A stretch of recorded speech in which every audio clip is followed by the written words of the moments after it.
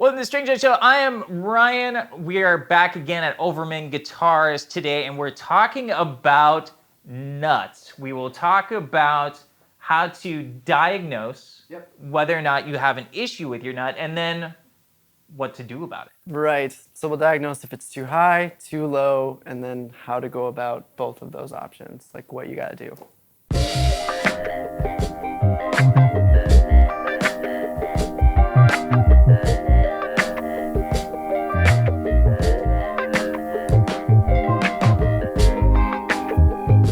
All right, so let's say that you have your guitar and it's tuned to pitch, to whatever tuning you play in the most, and you are suspecting that you have high nut slots.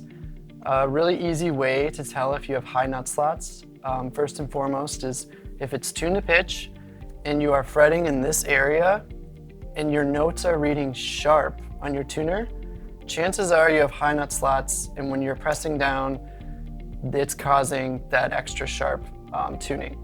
Another thing that can cause that is if you're like a heavy-handed person and you have really tall frets and you're squeezing too hard, but most often it's that your nut slots are too high. If your nut slots are too low, you will hear a wonderful sound, like something like this. And that's because the slot is too low and the string is actually making contact with this first fret right here. Aside from like pulling a note sharp, if your nut slots are too high, or hearing this noise, like if your nut slots are too low, the visual way to tell, and this is what I do, I'm very spoiled here with light and windows. I have a window in front of me. I would pick the neck up, and you want to fret on the 3rd fret, like this. And I just look at how much light is underneath the string, in between the string and the fret on this 1st fret. If it's too low, there'll be like next to like no light at all. And when you tap it, you'll kind of just hear a plinking sound. If it's too high, you'll see a ton of light under there and you won't hear as much of that sound. So I basically just like look at how much light is underneath there, and I've taken photos to show like what that would look like with my finger fretted here to show you what too high would look like or what too low would look like. So yeah, this is what I would look at, and I can see right now there's no light on the E and B strings. It's just resting on the fret. The A string is actually pretty much okay. But yeah, and if it were too high, you'd just see so much light, you would know automatically, like, I gotta take these down, I'm gonna be pulling everything sharp in this position.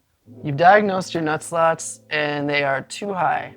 You're pulling things sharp in your first position, and you have some nut slotting files that you've purchased. They can be, there's so many different brands for this.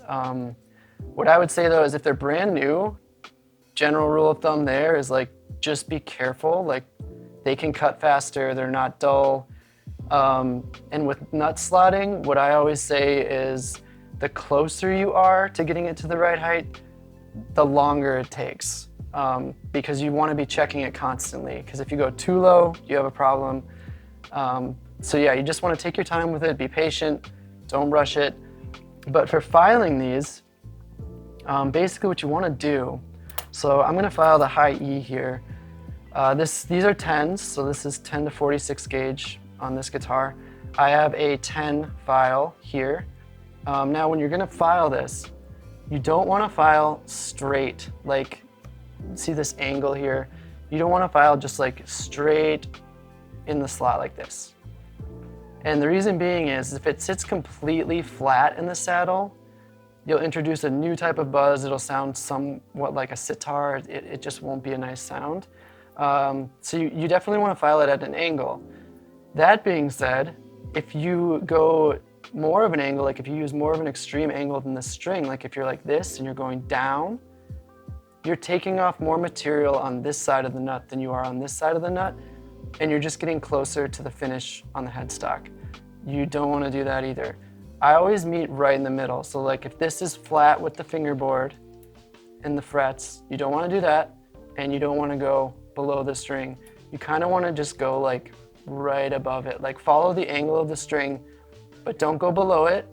I mean, you can, but it's easiest to just do this, and don't go flat because you'll introduce that sitar sound. And now I leave the guitar tuned and I remove the string, and I usually just put it in the next nut slot. You don't want to put it to the right or to the left on this side because you don't want it resting on the finish because it'll damage the headstock finish. And so this one is too high. In this scenario, I'm just going to file a little bit above that string angle. And you're just gonna go like that. If you've done it a bunch, you can go a little faster. You kind of know like your files, like these files I've had for a long time. They're really dull, but I kind of like that because I don't cut through things right away. And then I've got a fast set for new nuts. And then you're gonna put the string back in, and then I would lift it up again and check the light under it and tap. And I would just repeat that process until it gets closer and closer to the fret, but still has enough light and enough space where it's not gonna buzz and open. But yeah, I would say, again, the closer you are, the longer it takes. Take your time and follow that angle. Like not flat, not too crazy, just like right in the middle of that. And as far as like gauges are concerned, so these are 10 to 46. My slotting files for this, I have a 10, a 16, a 22, a 32, a 46, and a 56. So on the 10, I use the 10.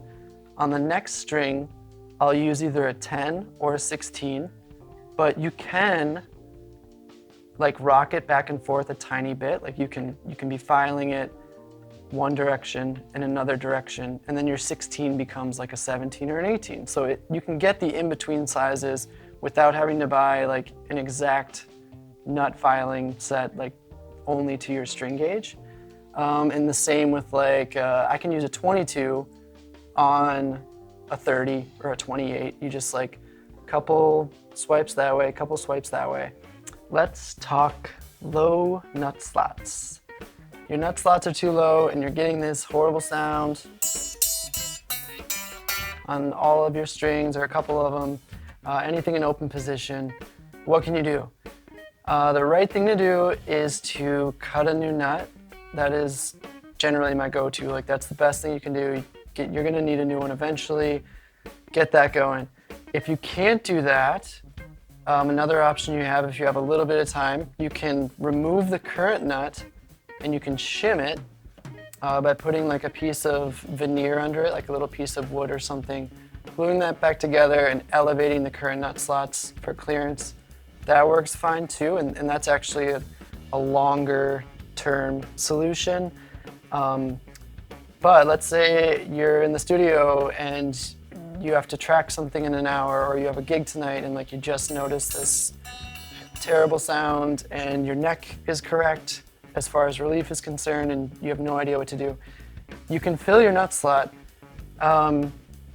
Invariably, like yes, it will fail, like that will fall out of there at some point. Some can go for years, others can go for hours, but I have pretty good luck with this system and it will help you like in a pinch if this is going on. So in this instance, we're gonna do, that high E string is crazy, it's too low. What are we gonna do?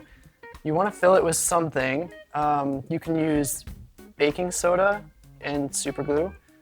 You can use bone dust, like if you have a bone nut around or like another spare piece where you can sand a little on a piece of paper and collect that dust and pack it in there.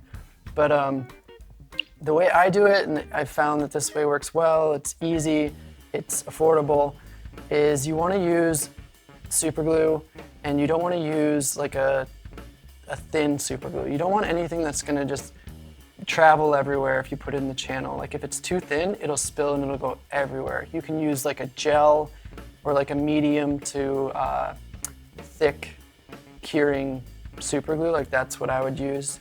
So I'm gonna take this string out, and now you're probably wondering like, how do you get glue just in that channel, not on the headstock, not on the fingerboard, without making a mess? You can use like a pipette, you can use, there's like these little needle systems that work well. What I found works really well is Post-it notes. So I will take a Post-it note and I will put one down And then I will just, you know, squeeze out like a tiny little bead of glue. And then you just take a corner of the Post-it note, not the adhesive side, and you're gonna dip it in there. And this will give you accuracy as far as like where you can position this glue. This is a thick super glue, so it's not gonna run everywhere. Like wherever I place it, it's gonna rest. So I'm just gonna put it right down in that nut slot. And I can see that it's just like sitting in the channel, it's doing exactly what I want, and then I'm just gonna put a little bit more to fill that channel. And now once it's in the channel, you can wait. If you have an accelerator, you can totally use that. You just wanna be really careful that your accelerator doesn't contain acetone or anything that could damage the finish. If you're worried about it, you can tape off this area before you do this. I'm not gonna use an accelerator on this. I'm just gonna let this sit for about a minute before I come back and file that channel so that it's at the proper height. I do use an accelerator often, but I make sure that, again, it has no acetone in it. It will not damage the finish or the nuts or the board, anything like that. So yes, this one I'm not using a filler, I'm not using baking soda or bone powder. This thick glue actually kind of fills the gap and expands well enough, and I've had good luck with it holding in like a porous nut like this one. So I'm gonna come back here in a little bit, and then I'm gonna refile it so that it's at the right height. All right, we're coming back to that nut slot that we just filled, and the sound is gone. It has elevated the nut slot to about where I would want it.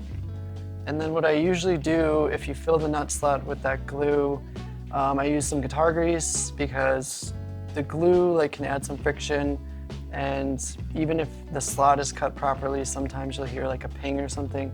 This will just reduce that friction and help.